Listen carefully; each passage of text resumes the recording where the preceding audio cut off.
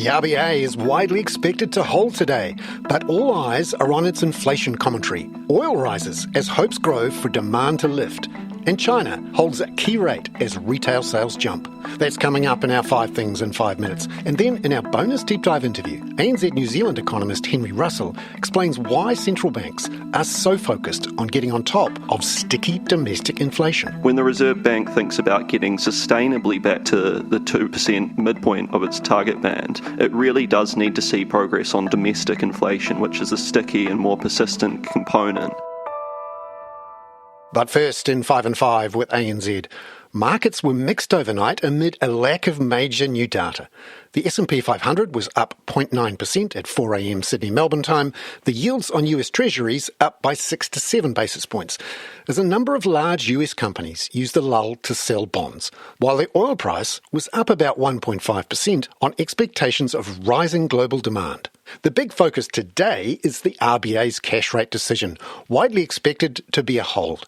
ANZ Head of Australian Economics, Adam Boyton, says he's watching out for a couple of changes in the RBA's statement. The first will just need to acknowledge the upward revisions to consumer spending contained in the national accounts data that came out the other week. Now, consumer spending is still soft, but it's not quite as soft as the previous data suggested, and I think the bank will need to acknowledge that in the statement. Number 2, Adam says the second addition to the statement should reference the recent federal budget. I think the statement will quite explicitly acknowledge that the Reserve Bank's most recent forecast did not take into account cost of living measures that were announced in the federal budget and also some cost of living measures that have been announced in various state budgets. And so what the Reserve Bank will probably do there is note that these will put some downward pressure on headline inflation, although are unlikely to have much impact on the trimmed mean core inflation measure that the Reserve Bank tends to focus on. Number 3, ANZ Indeed's job ad series fell 2.1% in May.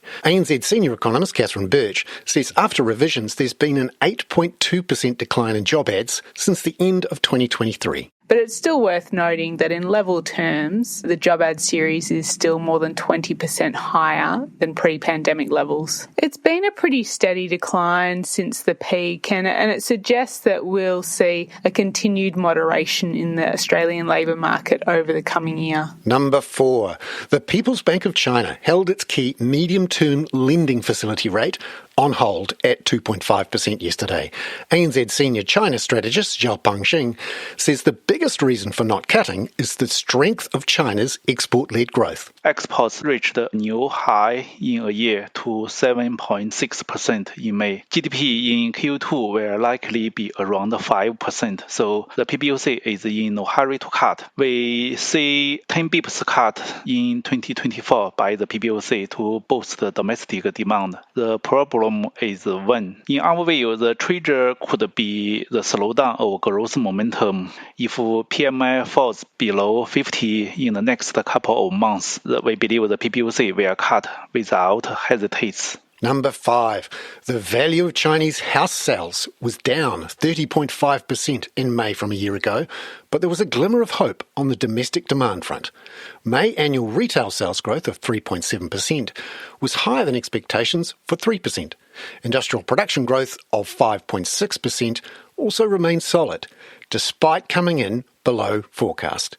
Here's Zhao Peng. Despite the two-speed recovery remain in place, China's economy improved structurally, as evidenced by the strong than expectation retail sales, the resilient domestic consumption, and the strong export number will likely continue to add upside risks to China's growth forecast in the next few months. Zhao Pengxing there. Now, in our bonus deep dive interview, ANZ New Zealand economist Henry Russell reviews ANZ analysis of New Zealand's sticky, non-tradable inflation, a problem facing central banks around the world. He explains why the distinction between tradables versus non-tradables inflation is so important. Obviously, the Reserve Bank's target is headline inflation, but tradable inflation, while it has been particularly helpful to the Reserve Bank of late and has fallen sharply, it's incredibly volatile. It would only take another shock to occur and tradables inflation could spike again. And so when the Reserve Bank thinks about getting sustainably back to the 2% midpoint of its target band, it really does need to see progress on domestic inflation, which is a sticky and more persistent component. What we've seen to date has been a much slower decline in domestic inflation than what the Reserve Bank and, to be fair, most other domestic forecasters had expected. But the reason behind that is there's essentially two arguments, and these arguments are front of mind for policymakers around the world at the moment, whether the slower fall in inflation is a timing story or if it's actually a lack of traction in monetary policy isn't having the same impact as previously thought. So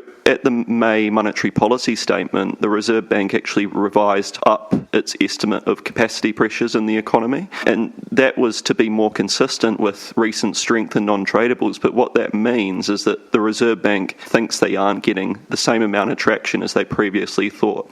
We've taken a more glass half full view, and we think it's much more likely to be a timing story. If you think about what's happened over the past few years, we've seen an very unusual period of high inflation, and inflation has stayed high for a long time, and that takes a long time to wash through the system. If you think about some of the components driving the stickiness in inflation, some of these prices increases we're seeing are actually still responses to past inflation. Even though the economy is pretty weak at the moment and a pipeline of disinflation lies ahead in our view, there is still a lot of persistence in the pipeline. That's just a timing story. And you've looked at 4 key areas in terms of domestic inflation. What are we seeing with insurance costs in New Zealand and why? So insurance broadly is running at over 20% year on year at the moment in the inflation basket. And look, what this reflects in part is the lagged adjustment to past inflation. Insurance companies, like every New Zealander, are facing higher costs in terms of replacing goods that are damaged. And so that's part of the story. And if you look at some of the examples, construction costs, for example, if we use these as a proxy for replacement costs for housing, since the initial inflation surge in March 2021, they've risen around 36%. Home insurance premiums have risen 40% over the same period. And so the bulk of that increase potentially just reflects this lagged adjustment to high inflation. But certainly there's another side to this story, and that's the more structural problem. This is a real problem for the Reserve Bank. So structural changes in relative prices is a problem for the Reserve Bank because it's largely outside of their control.